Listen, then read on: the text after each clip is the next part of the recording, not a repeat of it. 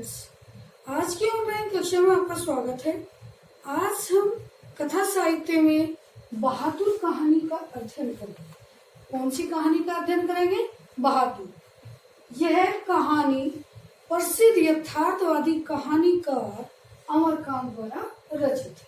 यह कहानी किसके द्वारा रचित है?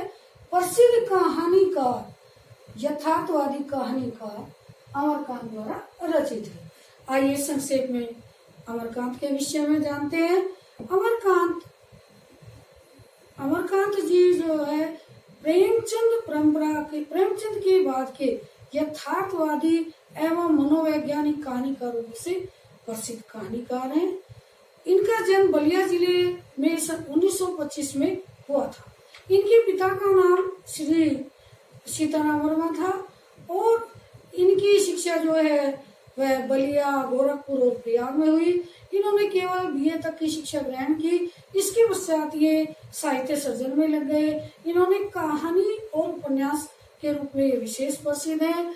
इनकी पहली कहानी बाबू आगरा से प्रकाशित होने सैनिक पत्र में प्रकाशित हुई। इसके 1 वर्ष के बाद इंटरव्यू कहानी इनकी प्रकाशित हुई और उसके बाद से अनवरत साहित्य सर्जन करते हैं।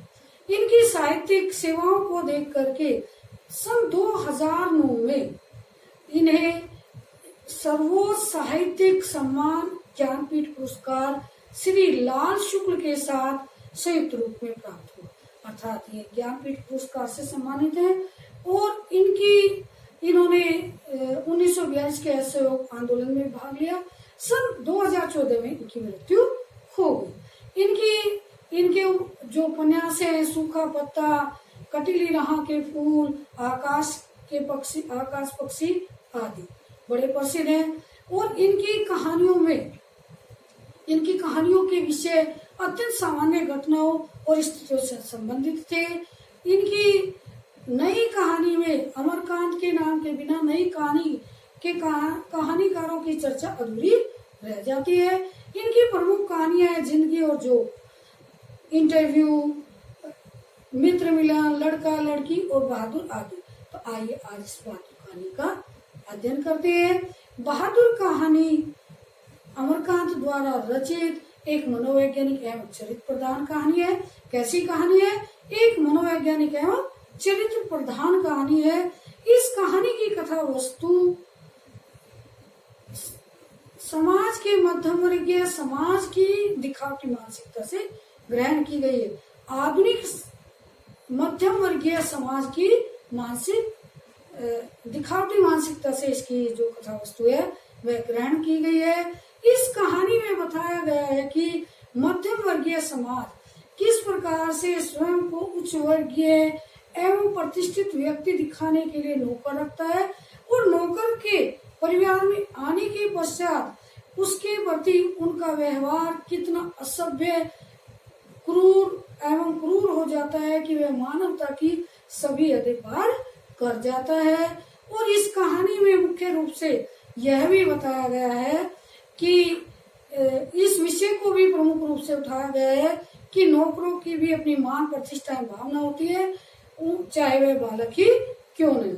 बहादुर कहानी भी इसी प्रकार की एक नेपाली नौकर की कहानी है। तो आइए इस बहादुर कहानी के प्रमुख पात्र हैं दिल बहादुर।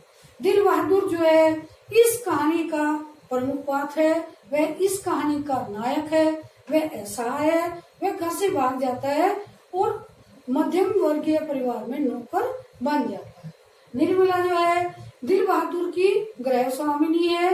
किशोर निर्मला का बड़ा पुत्र जो शान शौकत और रोब-दाब से रहने का समर्थक है, जो एक बिगड़ैल प्रवर्तक है।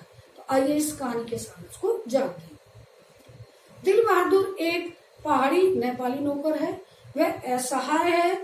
उसके पिता की युद्ध में मृत्यु हो जाती है। उसकी माँ बड़ी गुस्सैल स्वभाव की थी। साथ ही परिस्थितियों के कारण वह और अधिक गुस्सैल हो जाती है।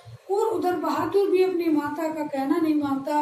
वह उसके काम में हाथ नहीं बटाता और वह जंगल में इधर उधर घूमता रहता है, पक्षियों के घोंसले में हाथ देकर पक्षियों को छेड़ता रहता है, इस प्रकार के कार्य करता है। एक दिन एक घटना होती है कि बहादुर जो है कभी कभी भैंसे चराने के लिए ले जाता है। वह वहां पर अपनी उस भैंस की डंडे से बहुत पिटाई करता है, जो कि उसकी माँ को बहुत प्यारी थी। तो माँ ने यह देखकर समझ जाती है, भैंस की स्थिति को देखकर समझ जाती है कि आज इसने इसकी बहुत पिटाई की है। वह माँ भी अत्यधिक क्रोधित होकर के उसकी भैंस की तरह ही पिटाई कर देती है। इससे बहादुर जो है खिन्न हो जाता है, उसका अपनी माँ से मन फट जाता है और वह उस दिन जंगल में ही रह जाता है, छिप जाता है जाकर के बाहर, और घर आकर के अपनी माँ के गुलक से 2 रुपए निकाल करके घर छोड़कर चला जाता है। वह निर्मला के भाई को गोरखपुर बस स्टेशन पर जाने वाली बस स्टेशन पर मिलता है।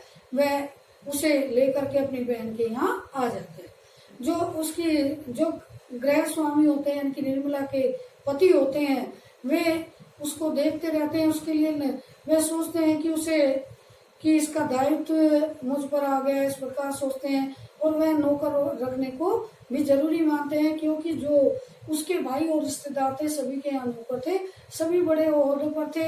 इस बार जब वह अपने गांव गए थे तो उन्होंने देखा कि उसकी भाभियां किस प्रकार रानी की तरह रहती हैं, नौकर का सुख उन्हें किस प्रकार प्राप्त है। वहां से आने के बाद भी निर्मला भी उनसे हर समय नौकर की ही बात करती रहती है, और वह कि तो इसलिए नौकर उनके लिए रखना जरूरी हो गया था। उनके सारे साहब बताते हैं कि उसका दिल बहादुर का परिचय देते हैं, और यह भी बताते हैं कि उसने उसे पूरी प्रकार से समझा दिया है। वह उसे कहाँ मिला, वे बताते हैं कि वह एक सफेद रंग की हाफ निक्कर पहने हुए था और हाफ आधी बाजू की कमीज उसके शरीर पर थी। उसके गले में एक स्कार्फों की तरह, स्कार्फ गाइड जैसे रखते हैं उसकी तरह एक स्कार्फ डला हुआ था। वह भूरे रंग के पुराने जूते पहने हुआ था। उसका कद छोटा था, मुंह चपटा था और रंग गोरा था। निर्मला भी उसको समझाती है कि उसे पड़ोस में किसी के घर नहीं जाना, और यदि कोई उसे सामान लाने के लिए कहता है तो अभी कहता हूँ कह करके घर के अंदर आ जाना है। सभी के साथ जो है बड़े आदर से सम्मान के साथ बातचीत करनी है, और सभी का सम्मान करना है। बहादुर जो है धीरे धीरे घर का सारा काम करने लगता है। वह बड़ा परिश्रमी होता है। उसकी जो गृह स्वामिनी थी निर्मला, वह उसके काम से बड़ी खुश थी। वह देर रात तक काम करता था और प्रातःकाली काम में जुट जाता था। वह हर समय हंसता रहता था।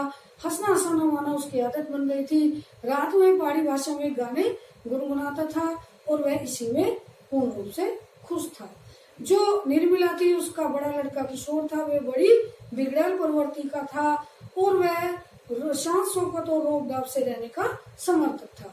उसने अपने सभी काम बहादुर पर डाल दिए थे और यहाँ तक कि जरा सी असावधानी होते ही वह बहादुर को गालियां देता और पिटाई भी कर देता था।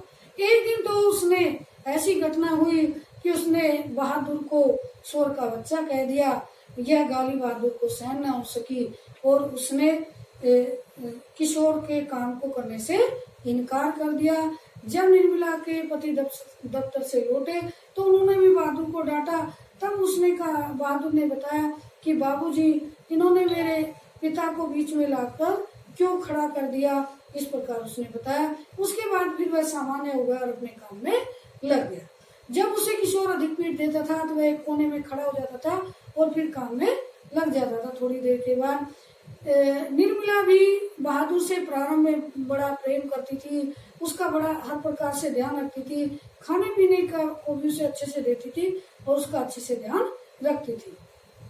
लेकिन बाद में उसके प्रति उसका व्यवहार बदल गया। उसने उसकी रोटियां सेकना बंद कर दी और अब बहादुर से पहले से अधिक गलतियां होने लगी। अब किशोर और निर्मला उसको दोनों ही पीटने लग गए थे, पहले से ज्यादा पीटने लग गए थे। एक रविवार को निर्मला के रिश्तेदार उसके घर आते हैं, अपनी पत्नी और बच्चों के साथ आते हैं। नाश्ता करने के बाद सभी बातों में मस्त होते हैं कि अचानक उस रिश्तेदार की पत्नी फर्श पर कुछ खोजने सी लग जाती है और फिर अंदर के कमरे में जाकर बिस्तर पर भी खोजबीन करती है तो पूछने पर कारण पता चलता है कि उसके 11 रुपए, वह बताती है कि मेरे 11 रुपए खो गए हैं। और वे बार बार उसको यह कहने पर भी क्या तुम्हें अच्छे से याद है, तो वह कहती है कि हाँ मैंने यही बिस्तर पर रखे थे और यहाँ पर बहादुर भी आता है। इस प्रकार वे उन्हें बताती है। सभी बहादुर पर संदेह करने लगते हैं। बहादुर से पूछताछ की जाती है लेकिन बहादुर मना कर देता है। बार बार मना करने पर भी बहादुर को खूब पीटा जाता है। उसे पुलिस के सुपर्द करने की भी धमकी दी जाती है। निर्मला भी बहादुर को पीटती है और पूछती है लेकिन बार बार बहादुर मना कर देता है क्योंकि उसने रुपए उठाए ही नहीं थे। तो वह कैसे कहता कि उसने रुपए उठाए। उस दिन के बाद से सभी उसके प्रति जो है सभी उसको संदेह की दृष्टि से देखने लगते हैं।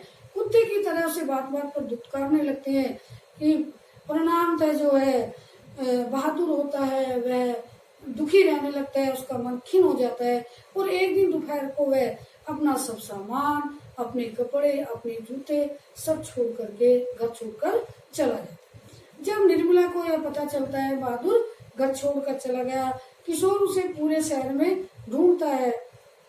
और अंत में जब गृह स्वामी लौट करके दफ्तर से आते हैं तो वह देखते हैं कि निर्मला सिर पकड़े हुए बैठी है। कारण पूछने पर पता चलता है कि बहादुर घर छोड़कर चला गया। घर का सामान बिखर अस्त व्यस्त था, बर्तन भी मंजे हुए नहीं थे। सभी को अब जो है किशोर, निर्मला, गृह स्वामी सभी को बहादुर की ईमानदारी पर जो है पूर्ण विश्वास हो गया था। और उन्होंने यह भी स्पष्ट किया कि 11 रुपए भी उन्होंने नहीं चुराए क्योंकि उनके रिश्तेदार अक्सर बच्चों को देने की अपेक्षा इसी प्रकार के बहाने बनाते रहते थे। और अंत में उन्हें अपने द्वारा किए गए बहादुर के प्रति व्यवहार के प्रति वे पश्चाताप करने लगे। सभी को बड़ा दुख था। गृह स्वामी चाहते थे कि मैं जोर जोर से चिल्लाऊं, उन्हें अत्यधिक दुख था और वे इस प्रकार पश्चाताप करने लगे। यही कहानी समाप्त हो जाती है। तो इस कहानी में हमने देखा कि यहाँ पर कहानीकार जो है नौकरों के प्रति व्यवहार को सुधारने की अप्रत्यक्ष रूप से प्रेरणा दे रहे हैं और झूठी शान शौकत और दिखावे के लिए नौकर रखने की प्रवृत्ति को भी सुधारने के लिए उन्होंने प्रेरणा दी। धन्यवाद।